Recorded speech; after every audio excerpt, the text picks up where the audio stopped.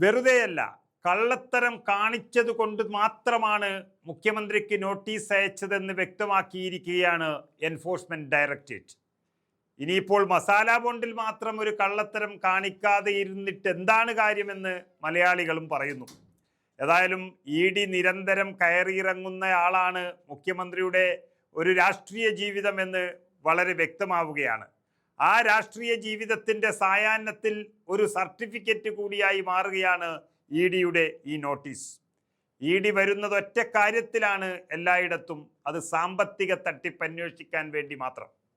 അത് വേണ്ടുവോളം ചെയ്ത ആളാണ് താനെന്ന് മുഖ്യമന്ത്രി വീണ്ടും വീണ്ടും തെളിയിച്ചു കൊണ്ടിരിക്കുന്നതിൻ്റെ ഒരു ദൃഷ്ടാന്തമാണ് ഇപ്പോൾ കിട്ടിയിരിക്കുന്ന ഈ നോട്ടീസ്.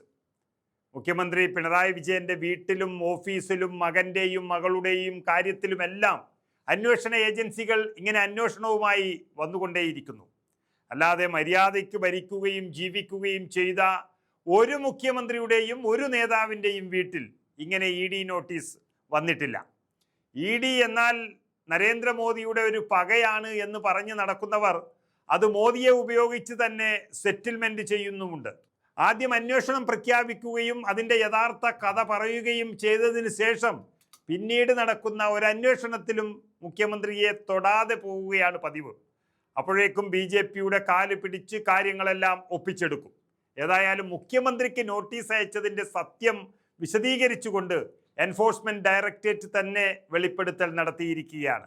അതായത് ഈ വർഷം ജൂൺ 27-നാണ് ഈ പരാതി ഫയൽ ചെയ്തത് എന്നും ഭൂമി വാങ്ങാൻ വേണ്ടി 466.19 കോടി രൂപ മസാല ബോണ്ടിൽ നിന്ന് വിനിയോഗിച്ചത് RBIയുടെ നിർദ്ദേശങ്ങൾക്ക് വിരുദ്ധമായെന്നുമാണ് ഡി ഇപ്പോൾ വ്യക്തമാക്കിയിരിക്കുന്നത്. കൃത്യമായ ഫെമ ലംഘനവും RBIയുടെ മാർഗനിർദ്ദേശങ്ങളുടെ നഗ്നമായ ലംഘനവും മുഖ്യമന്ത്രി നടത്തിയെന്നാണ് ഡിയുടെ കണ്ടെത്തൽ. ഇതിൻ്റെ അടിസ്ഥാനത്തിലാണ് പരാതി ഫയൽ ചെയ്തത് എന്നും അവർ പറയുന്നു. ഈ വർഷം ജൂണിലാണ് പരാതി ഫയൽ ചെയ്തത്. ഇതിൻ്റെ തുടർ നടപടികളുടെ ഭാഗമായാണ് കിഫ്ബിക്കും കിഫ്ബി ചെയർമാൻ മുഖ്യമന്ത്രിക്കും അതുപോലെ KM എബ്രഹാമിന് കിഫ്ബിയുടെ CEO എന്ന നിലയിലും ധനകാര്യമന്ത്രിയായിരുന്ന തോമസ് ഐസക്കിന് വൈസ് ചെയർമാൻ എന്ന നിലയിലും നോട്ടീസ് നൽകിയത്. ഡി വിശദീകരണത്തിൽ പറയുന്നത് ഫെമ ലംഘനം കണ്ടെത്തിയിട്ടുണ്ട് എന്നുള്ള കാര്യമാണ്. 2600 കോടിയിലധികം രൂപയുടെ മസാല ബോണ്ട് ഇറക്കിയെന്നാണ് ഡി വ്യക്തമാക്കുന്നത്.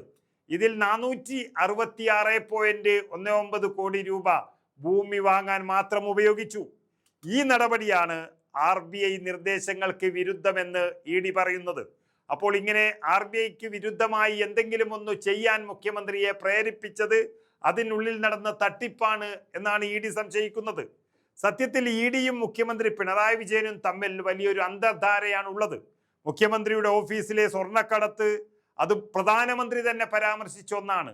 അതുപോലെ ലൈഫ് മിഷനിലെ അഴിമതി, കരുവന്നൂർ ബാങ്ക് കൊള്ളയിലെ 300 കോടി രൂപ, ഇതെല്ലാം വളരെ കൃത്യമായി ഡി ആദ്യം തന്നെ കണ്ടെത്തിയിരുന്നു. പക്ഷേ BJPയുടെ സഹായം കൊണ്ട് എല്ലാം അട്ടിമറിക്കുകയാണ് ചെയ്തത്. എന്നാൽ ഈ തെരഞ്ഞെടുപ്പ് സമയത്ത് കൊടുത്തിരിക്കുന്ന ഈ നോട്ടീസ് അത് വലിയ ചർച്ചയാവുകയും തട്ടിപ്പൊരു വാർത്തയാവുകയും ചെയ്തതോടെ മുഖ്യമന്ത്രിക്കല്ലെങ്കിലും അത് തട്ടിപ്പിൽ ആരൊക്കെ ഉണ്ട് എന്നുള്ളതല്ല, മുഖ്യമന്ത്രി ഇതിൽ പെട്ടതിൽ ഒരു ക്ഷീണം തന്നെയാണ് LDFന് വരാൻ പോകുന്നത്. എന്തു കണ്ടാലും മോഷ്ടിക്കുന്ന ഒരു സർക്കാർ സംവിധാനം ശബരിമലയെയും വിട്ടില്ലല്ലോ എന്നുള്ള വാർത്ത മാത്രം നിറഞ്ഞു നിൽക്കുന്ന കേരളത്തിൽ മുഖ്യമന്ത്രിയെ ഡി പിടിച്ച വാർത്തയും ഒരു ഇടുത്തി തന്നെയാണ് ഇടതുപക്ഷത്തെ സംബന്ധിച്ച്.